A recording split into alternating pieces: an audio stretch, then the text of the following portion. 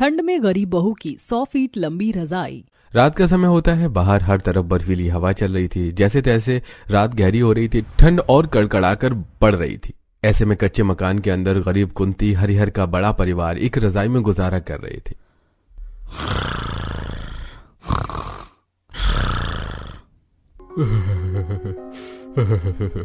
हे भगवान, आज तो दबाकर सर्दी हो रही है।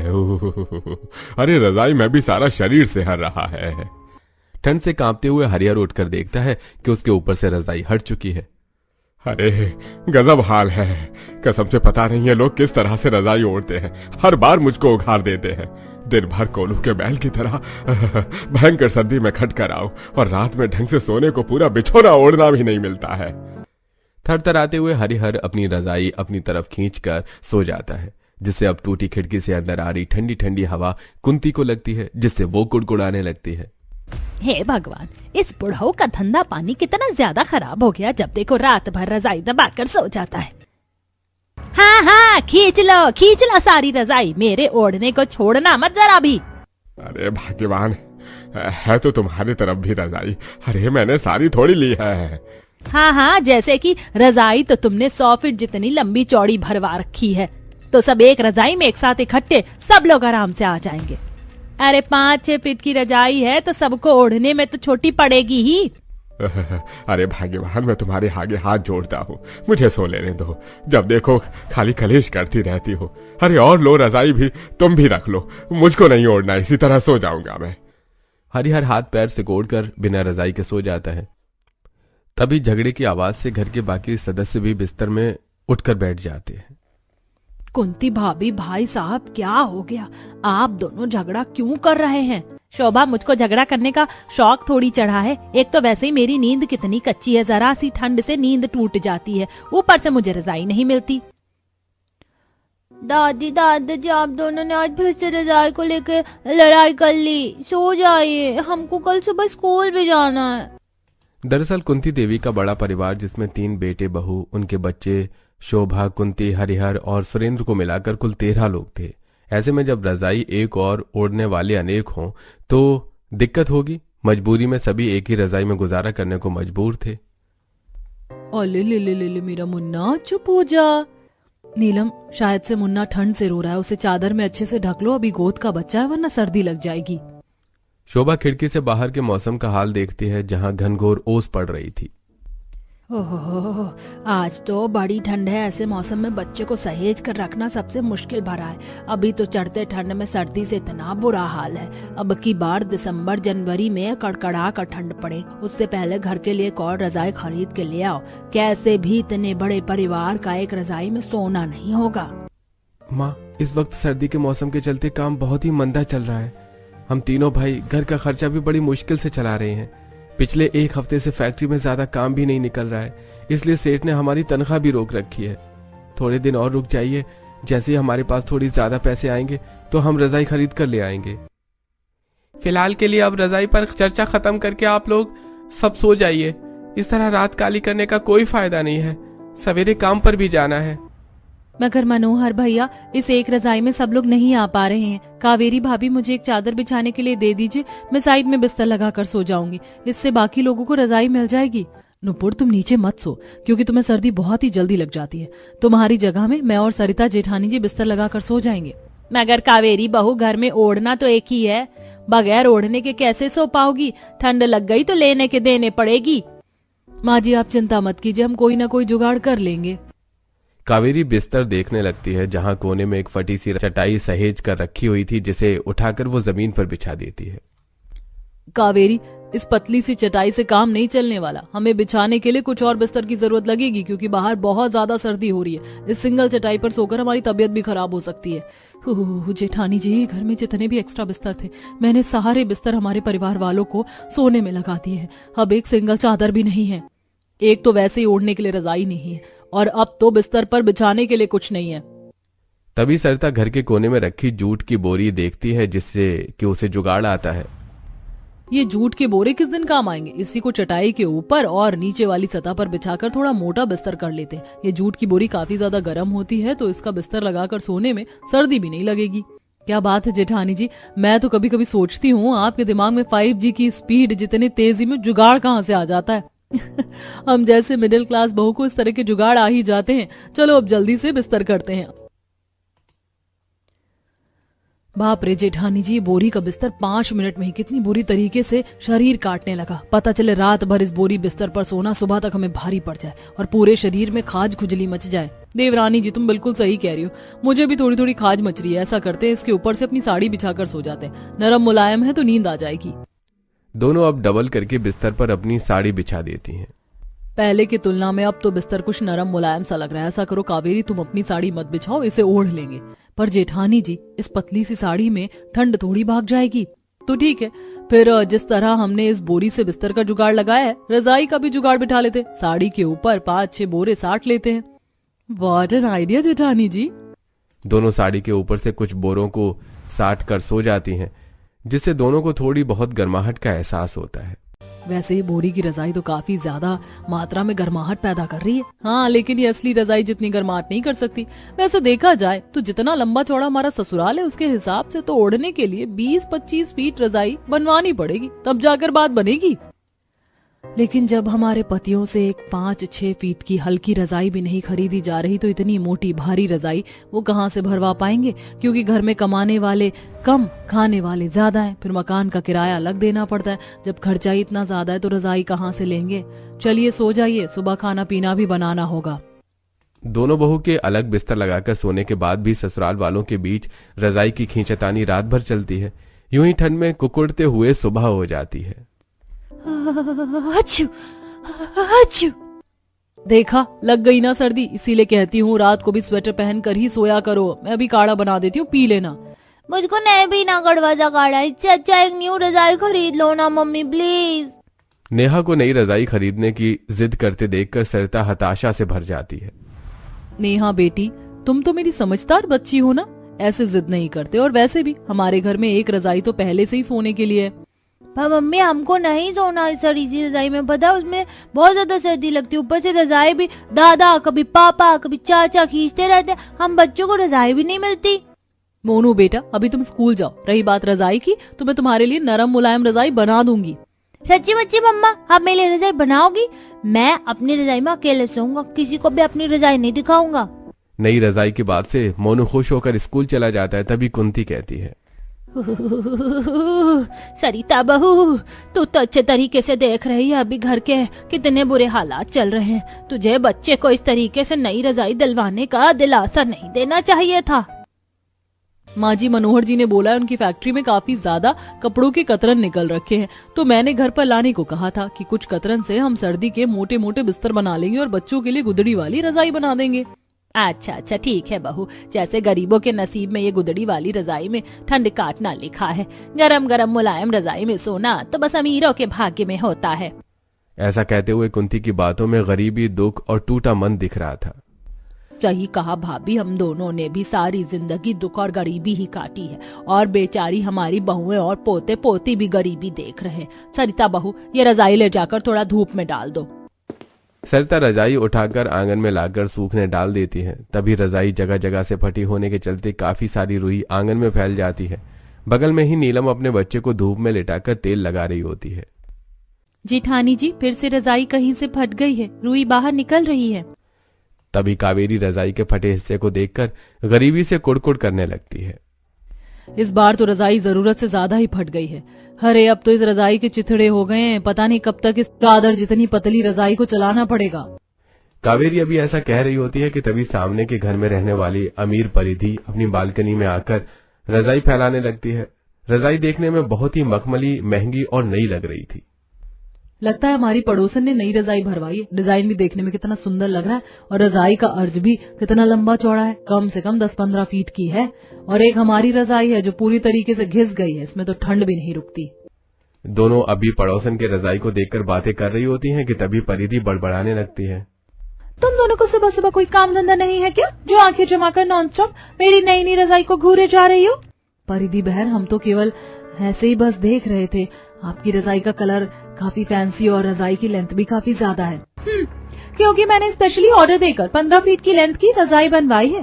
काफी सॉफ्ट और मुलायम है, ये रजाई प्योर कपास की है। तभी झिझकते हुए सरिता परिधि से पूछती है, वैसे परिधि बहन, ये रजाई बनवाने में कितना खर्चा लगा था? अगर खर्चा थोड़ा कम होगा तो हम भी इस अर्ज की रजाई बनवा लेंगे। मुझे तो ये रजाई बनवाने में 25 से 30 हजार का खर्चा बैठा था, क्योंकि तुम्हारे औकात से बाहर है, इसीलिए तुम अपनी फटीचर रजाई को कंटिन्यू चलाओ, जैसे कि हर साल घिस पीट कर चलाते हो। अरे आजकल तो इंसान दीवारों का पेंट भी इतना नहीं चलाता जितना कि तुम लोगों ने एक ही रजाई में इतनी सर्दियां निकाल दी। अपनी महंगी रजाई पर घमंड खाते हुए परिधि, कावेरी, सरिता, नीलम को नीचे दिखाकर अंदर चली जाती है। तभी कुंती और शोभा आंगन में आती है। बाबू, तुम लोग किस लिए इससे बातचीत रखती हो? थोड़ी अमीर क्या है, खुद पर ऐसे घमंड दिखाती है जैसे कहीं की करोड़पति हो। पर माँ जी, पड़ोसन ने बात तो सच ही बोली थी। अब इस रजाई की ऐसी हालत कूड़ेदान में फेंकने वाली हो गई, मगर हम फिर भी ओढ़ रहे हैं। अब तो इस रजाई को बाहर सुखाने में भी शर्म सी लगती है। देखिए बाकी सबकी बालकनी में कितनी चमचमाती रजाई सूख रही है। नीलम बहू, दूसरों की देखा देखी करने से कोई फायदा नहीं होना। हमारे नसीब में जितनी गरीबी लिखी उसे काटना तो पड़ेगा। भगवान की दया से सर्दी के मौसम में हमारे घर का दाना पानी चल रहा है, सर पर छत है। जरा उनके बारे में सोच कर देखो, जो बेघर होकर फुटपाथ पर इतनी ठंड भरी मौसम में खुले में रहते हैं। दुनिया में किसी की जिंदगी एक जैसी नहीं है। अगर कोई हमसे ज्यादा अमीर है तो कोई हमसे ज्यादा गरीब भी है, और हमेशा जिंदगी जीने के लिए अपने से गरीब को देखकर चलना चाहिए। शोभा की बातों में समाज के दबे कुचले गरीब वर्ग का 2 टाइम की रोटी कपड़ा जोड़ने का संघर्ष साफ दिख रहा था। समाज का एक कटाक्ष सच ये भी है कि इस जमाने में गरीब छोटे को और ज्यादा छोटा किया जाता है। इसी तरह से कुछ दिन बीत जाते हैं और ठंड चरम सीमा तक बढ़ जाती है, जिसकी वजह से दिन भर कोहरा छाया रहता, सादी बर्फीली हवाएं चलती रहती हैं। अरे आज तो हद से ज्यादा कोहरा छाया हुआ है। चौखट पर आते ही कब कभी चढ़ रही है। इतना खराब सर्दी का मौसम होगा तो काम पर कैसे जाएंगे? विकास भाई, अगर ठंड देखकर घर में बैठ जाए। अजी भूलिएगा मत, लेते आइएगा ताकि हम गर्म बिस्तर बना सके, क्योंकि सर्दी अभी और बढ़ेगी। तीनों ठंड में ठिठुरते हुए काम पर निकल जाते हैं। पूरा रोड ओस पड़ने से भीगा हुआ था।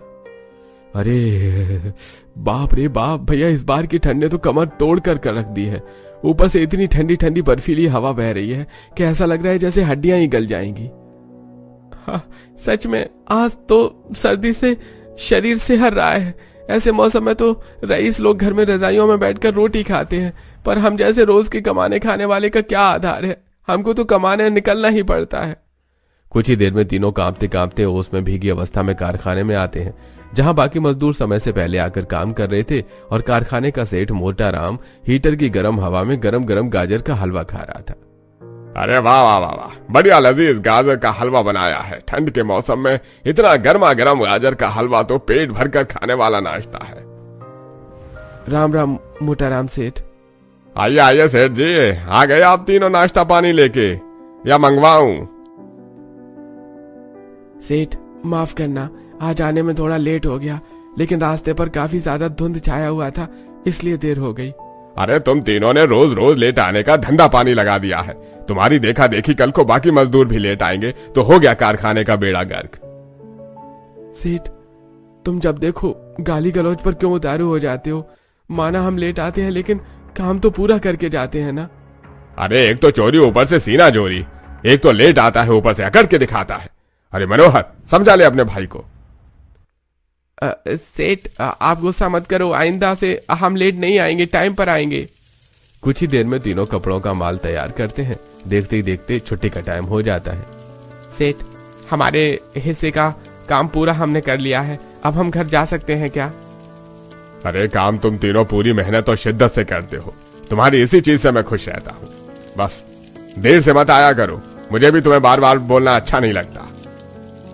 हम समझ रहे हैं सेठ जी, वैसे भी जो फैक्ट्री से वेस्ट कपड़े की कतरन निकली है उसे हम घर ले जाएं? हाँ हाँ, अगर तुम्हारे किसी काम आ जाएगी तो ले जाओ, वरना मैं तो आज इसे कूड़े में ही फेंक देता। तीनों सारे कपड़े के नरम कतरन को बड़ी सी बोरी में डालकर अपने साथ घर ले आते हैं, जहां बच्चे रजाई ओढ़ने को लेकर छीनाछानी कर रहे थे। ओए सोनू के बच्चे, पूरी रजाई खुद दबा कर बैठे हुए, चल मुझको भी रजाई दे। नहीं मैं नहीं दूंगा, मैंने पहले ओढ़ी थी रजाई। जैसे रजाई तूने खरीद रखी हो, चुपचाप से रजाई मुझको भी दे दे, वरना चाटा लगा दूंगी। तभी छीनाछानी में रजाई बीच से फट जाती है। हे भगवान, कितने शैतान बच्चे हैं, ले बैठे हैं रजाई को। मन तो कर रहा तीनों का गाल लाल कर दो। कुंती को गुस्से में देखकर तीनों बच्चे डर के मारे रजाई छोड़ देते हैं। दादी, सोनू के बच्चे ने रजाई को फाड़ा तब से छीन रहा था। कितनी झूठी और दम खुशबू दी। तो घर का खर्चा कैसे चलेगा? थोड़ी दूर ही जाना है, चल लेते हैं। भैया कम से कम स्वेटर तो पहन कर जाइए आप तीनों। बहन स्वेटर भी तो पहनने लायक नहीं बचा, इतने सारे छेद हो गए हैं कि ठंडी हवा लगती है। बेटा मैं तो कहती हूँ थोड़ा कोहरा कट जाने दो, तब आराम से जाना। अगर ठंड लग गई तो मुसीबत हो जाएगी।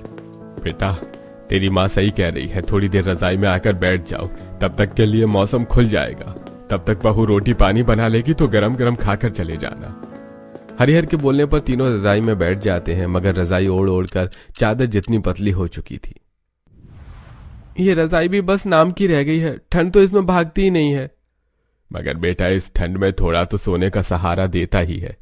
सर्दी की वजह से मुझको भी खेत की कटाई का काम नहीं मिल रहा, वरना थोड़े पैसे बन जाते तो एक कंबल खरीद कर ले आता। रजाई भरवाना तो बस में नहीं, रुई का दाम इतना ज्यादा बढ़ गया है कि हम जैसे 2 टाइम की रोटी कमाने खाने वाले के लिए तो रजाई खरीदना ख्वाब ही बन गई है।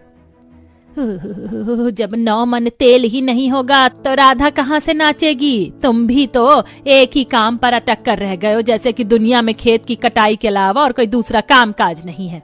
कुंती तुम जब देखो मुझ पर ही राशन पानी लेकर क्यों शुरू हो जाती हो, जबकि तुमको पता है कि मेरा पथरी का ऑपरेशन हो रखा है। ज्यादा भार उठाना मना है, वरना सुरेंद्र के साथ बेलदारी के काम पर जाता तो कहीं से भी 100-200 रुपए लेकर आता। खाली सोचने से नहीं होता, करने से होता है। इतने मर्द होने के बावजूद एक नई रजाई खरीदने के लिए भी सोचना पड़ रहा है। गरीबी जो मुंह बाएं खड़ी है। एक बार फिर से रजाई को लेकर कुंती हरिहर में झगड़ा चालू हो जाता है, जिसे सुनकर चूल्हा लगाकर साइड में खाना बना रही बहू आपस में बातचीत करने लगती हैं। सच में 2-4 दिनों से मौसम कुछ ज्यादा ही चेंज हो गया। किसी तरह हल्की फुल्की सर्दी में तो इस पतली रजाई में उड़कर काम चल जाता था, लेकिन कल से कितनी ज्यादा कड़कड़ा कर सर्दी पड़ रही है। रात तो मेरी ठंड में कांपते कांपते ही निकल गई। मुझे तो रजाई जरा सी भी नहीं मिली थी। देवरानी जी, हम लोग इस रजाई को कितने सालों से ओढ़ते आ रहे हैं, इसीलिए रजाई पुरानी होकर सिकुड़ कर सिंगल चादर जितनी छोटी हो गई है। ऊपर से बेचारे हमारे पतियों की भी इतनी आमदनी भी नहीं है कि वो घर का खर्च के बाद रजाई ले आए। हम तीनों को ही जुगाड़ लगाना पड़ेगा। अरे खाना पीना बन गया तो जल्दी से दे दो, हमें कारखाना जाने को देर हो रही है। जी जी बस अभी लाई। नीलम फटाफट से गर्मा गर्म चूल्हे की रोटी तरकारी परोस कर देती है। वैसे ठंड के मौसम में तो गर्मा गर्म खाना ही सही होता है, वरना थोड़ी देर के लिए बनाकर रख दो तो बर्फ जितना ठंडा हो जाता है कि गले से निगला भी नहीं जाता। ओढ़ने के लिए नरम गरम रजाई ना सही, गरम गरम रोटी तो खाने को नसीब ही हो गई। इसी से थोड़ी बहुत शरीर में गर्माहट आ गई, काम पर जाया जा सकता है। तीनों खाना खाकर जैसे ही काम पर जाने लगते हैं तो सरिता मनोहर को बोलती है, अजी आपने कहा था कारखाने से कपड़े के कतरन लेकर नहीं आए? अरे काम के चक्कर में रोज लाना भूल ही जाता हूँ, आज आते टाइम याद से लेते आऊंगा। तुम भी रजाई खींच रही थी? चुप कर एकदम, मैं देख रही हूँ आजकल तेरी बदमाशी बहुत ज्यादा बढ़ गई है। एक रजाई थी उसको भी फाड़ दिया। दादी कान पकड़ कर सो रही है, लेकिन मैं जानबूझकर रजाई नहीं फाड़ी। माँ इसमें सोनू की गलती नहीं है, ये रजाई बिल्कुल अंदर से सड़ गई है, इसलिए बच्चों को जरा से खींचने पर भी फट गई। माँ जी आप परेशान मत होइए, आज ये लोग कपड़ों की कतरन लेकर आए हैं ना, आज की रात कैसे भी काट लेंगे, कल किसी तरह हम नई रजाई बिठा देंगे। उस दिन मजबूरी में पूरा गरीब ससुराल सर्दी में बोरी ओढ़कर सोता है, जिसे सुबह तक सबके शरीर में खुजली होने लगती है। मम्मी शरीर में बहुत तेज खुजली बज रही है। खुजली की वजह से बच्चों के शरीर से खून निकलता देख कावेरी की आंखों में आंसू आ जाते हैं। लगता है रात को बोरी ओढ़कर सोने से ही बच्चों को खुजली लग गई है। बच्चों की स्किन नाजुक होती है, जल्दी से खाना पीना बनाकर हम रजाई बनाना शुरू कर देंगे। धूप भी हल्की खिल रही है तो आंगन में रजाई बिठाएंगे। घर के अंदर तो जगह कम है तो रजाई ज्यादा फिट की नहीं बन पाएगी। कुछ ही देर में खाना पीना बनाने के बाद तीनों फटी रजाई को बाहर लाती हैं और उसके अंदर से रुई को निकालकर उसे थापी से धुनने लगती हैं। ये देखकर पड़ोसन गायत्री शारदा आती है तो, अरे अरे तुम तीनों पुरानी रुई को क्यों धुन रही हो? रजाई बनाने का काम शुरू कर दिया है क्या घर बैठे बैठे? नहीं नहीं आंटी, वो हमारी रजाई फट गई है तो बस उसी की रुई से दोबारा से दूसरी रजाई तैयार कर रहे हैं। मगर ये रुई तो एकदम खराब और चिपक गई है तो इसकी रजाई बढ़िया थोड़ी बैठेगी। आंटी जी पुरानी रुई को भी धुन कर उससे हल्के फाहे का बनाया जा सकता है। अच्छा जी, ये बात तो मुझे पता ही नहीं थी। वैसे मैंने कुछ चादर और ठंड के कपड़े निकाल कर रखे हैं, तुम्हें चाहिए हो तो ले लेना। आंटी जी अगर चादर आप हमें अभी दे देती तो हम सोच रहे थे थोड़ी ज्यादा फिट की लंबी रजाई बना लेते। हाँ हाँ सरिता बहू, क्यों नहीं, चलो अभी चल कर ले आओ। सरिता शारदा के साथ उसके घर जाती है, जहां वो अपने मैट साइज गद्दे के डबल बेड से ज्यादा लंबे चौड़े साइज की सारी चादर कपड़े भी देती है, जिसे लेकर सरिता घर आती है। पड़ोसन गायत्री भी कहती है, वैसे मैंने भी कुछ पुरानी रजाई ऐसे ही तय करके रखी है जो कि मैं ओढ़ने में इस्तेमाल नहीं करती, तो अगर चाहिए हो तो ले आना। हाँ हाँ क्यों नहीं आंटी, अब दे दीजिएगा, उसकी रुई से हमारा काम बन जाएगा। वैसे तो कुंती का परिवार बहुत ही गरीब था, लेकिन पड़ोसियों के साथ उनका स्वभाव काफी ज्यादा अच्छा था, इसलिए पड़ोसी जहां तक हो सके उनकी मदद किया करते थे। अब तीनों बहुएं चादर को जोड़ जोड़ कर उसे सिलना शुरू करती हैं। शाम गुजरते गुजरते वो 40-50 फीट जितना लंबा चौड़ा कपड़ा तैयार कर लेती हैं। आज तो पूरा दिन ठंड में सुई चला चला कर मेरे तो हाथ झिनझिना से गए हैं। हम अगर खुशी इस बात की है कि हमने एक ही दिन में अपनी 100 फीट लंबी रजाई का काफी काम निकाल लिया। वैसे अब ओस पड़ना शुरू होगी, चलो सारा सामान उठाकर अंदर चलते हैं। शाम की धूप जाते ही ठंडी ठंडी हवा सनसनाती देखकर तीनों गरीब बहू अपनी रजाई का काम वहीं खत्म करके अब घर के अंदर आती हैं और पूरा परिवार रात में खाना खाता है।